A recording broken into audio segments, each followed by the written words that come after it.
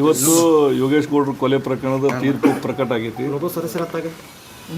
Justice ಎಲ್ಲರಿಗೂ ಒಂದೇ, ನ್ಯಾಯ ಎಲ್ಲರಿಗೂ ಒಂದೇ ಅನ್ನೋದು ಇವತ್ತು ಮತ್ತೊಮ್ಮೆ ನ್ಯಾಯಾಲಯದ ಮೇಲೆ ಜನ ಇಟ್ಟಂಥ ನಂಬಿಕೆಗೆ ಮತ್ತೊಮ್ಮೆ ಇವತ್ತು ವಿಶ್ವಾಸ ಬರುವಂಗೆ ನ್ಯಾಯಾಲಯ ನಡ್ಕೊಂಡೈತಿ.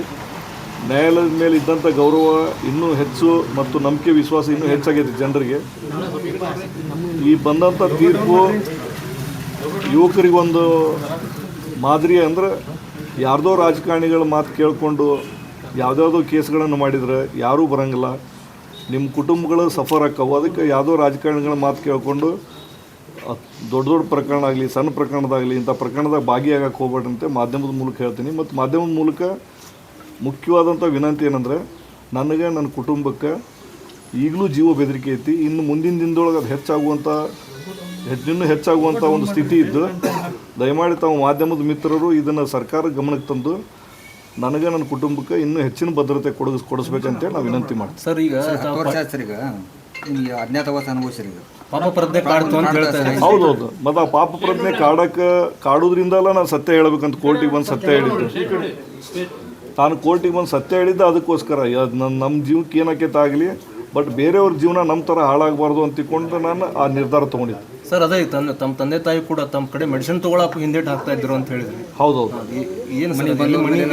ಏನಾಗಿದೆ ಸರ್ ಹಾಗೆ ಸಿಚುವೇಶನ್? ಅಂದ್ರೆ ನಾವಿಂಥ ಪ್ರಕರಣದಾಗ ಭಾಗಿಯಾಗ್ಯಾವ ಅಂತ ಗೊತ್ತಾದ ಮೇಲೆ ನಿಮ್ಮ ಸಹಾಯ ನಮಗೆ ಬೇಡಪ್ಪ, ನಮ್ಮ ಯಜಮಾನರ ಪೆನ್ಷನ್ ನಮಗೆ ಬರ್ತೈತಿ, ನಾವು ಅದ್ರೊಳಗೆ ನಾವು ಜೀವನ ಮಾಡ್ತೀವಿ ಅಂತ ತಿಳ್ಕೊಂಡು ಅವರು ಗಟ್ಟಿಯಾದ ನಿರ್ಧಾರ ತೊಗೊಂಡ್ರು. ಅಂದರೆ ಇವೆಲ್ಲ ನಡೀತಾವೆ ಕುಟುಂಬದೊಳಗಡೆ.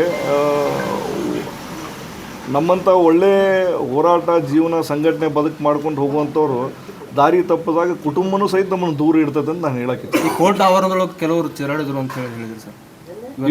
ಇವತ್ತು ತೀರ್ಪು ಬರೋಕ್ಕಿಂತ ಮುಂಚೆ ಬೆಳಗ್ಗೆ ನನ್ನ ಮತ್ತು ಬಸವರಾಜ್ ಕೊರವರ್ ಅವ್ರನ್ನ ಇಬ್ಬರು ಕುಟುಂಬನೂ ಮುಗಿಸ್ತೇವೆ ಅಂತ ತಿಳ್ಕೊಂಡು ಒಂದು 3 ಜನ ಚೀರಾಡ್ತಿದ್ರು. ಅವಾಗ ಧಾರವಾಡದವ್ರು ಒಂದಿಬ್ಬರು, ಬೆಂಗಳೂರು ಅವರೊಬ್ಬರು ಅಂತೇಳಿ ಮಾಹಿತಿ ಬಂತು. ಸರ್, ಒಂದು ಸಂಘಟನೆಯಿಂದ ಬಂದವರು ಸರ್, ನಿಮಗೆ ಪಶ್ಚಾತ್ತಾಪ ಭಾಳ ಆಯ್ತು. ಪಶ್ಚಾತ್ತಾಪ ಭಾಳ ಆಯ್ತು. ಹೇಳಿದ್ನಲ್ರಿ, ಯುವಕರಿಗೆ ನಾವೊಂದು ಮಾದರಿ ಆಗಬೇಕಾಗಿತ್ತು. ನಾವು ದಾರಿ ತಪ್ಪೇವಿ. ಕಡೆ ಪಕ್ಷ ಇನ್ನು ಮುಂದಿನ ಜೀವನ ಆದರೂ ನಾವು ಯುವಕರಿಗೆ ಒಂದು ಮಾದರಿಯಾಗಿ ಜೀವನ ಮಾಡಬೇಕು ಅನ್ನೋದು ಒಂದು ನಿಟ್ಟಿನೊಳಗೆ ನಾನು ನಿರ್ಧಾರ ತೊಗೊಂಡಿದ್ದೆ. ಈ ಒಟ್ಟಾರೆ ಕೊಲೆ ಪ್ರಕರಣ ತೀರ್ಪು ಬಂದಿದ್ದು ಅದ್ರ ಬಗ್ಗೆ ಅಭಿಪ್ರಾಯ ಏನು ಸರ್? ಅಲ್ಲ, ಜಸ್ಟಿಸ್ ಎಲ್ಲರಿಗೂ ಒಂದೇ ಅನ್ನೋದು ಇವತ್ತು ಮತ್ತೆ ಪ್ರೂವ್ ಆಯ್ತು. ನ್ಯಾಯ ಎಲ್ಲರಿಗೂ ಒಂದೇ ಅನ್ನೋದು. ಸರ್, ಈ ಪ್ರಕರಣದಾಗ ಇದ್ದುಕೊಂಡೇ ನಿಮಗೆ ಮತ್ತೆ ಮರ್ಡರ್ ಮಾಡಲಿಕ್ಕೆ ಕೊಟ್ಟಿದ್ರು ಅಂತ ಹಿಂದ್ಗಡೆ ಎಲ್ಲ? ಹೌದು, ಅವೆಲ್ಲ ತನಿಖೆ ಒಳಗೆ ಬಹಿರಂಗಗೊಂಡು ನಾವು ಇವತ್ತು ಹೇಳಕ್ಕೆ ಬರೋಂಗಿಲ್ಲ. ಅವೆಲ್ಲ ತನಿಖೆ ಒಳಗೆ ಬಂದವು. Okay sir.